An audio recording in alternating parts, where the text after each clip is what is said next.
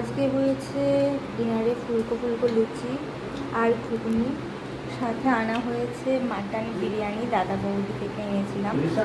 তো অনেকক্ষণ আগে এনেছি, আমরা বেরিয়েছিলাম তখন। তো চিকেন বিরিয়ানিটা করতে একটু লেট ছিল, তো মাটন বিরিয়ানিটা আনা হয়েছে।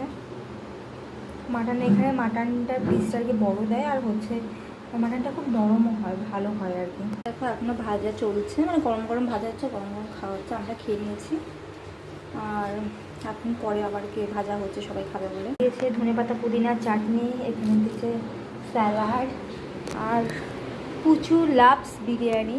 তো ওকে জন্য টাকা হয়েছে, বিরিয়ানি খেয়ে যাস।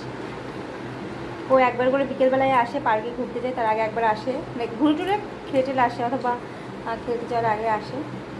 তো খাওয়া তাই খাচ্ছে একটু, এখান থেকে আমার ডোডোকে নিয়ে খাওয়াচ্ছে। এই সমস্যা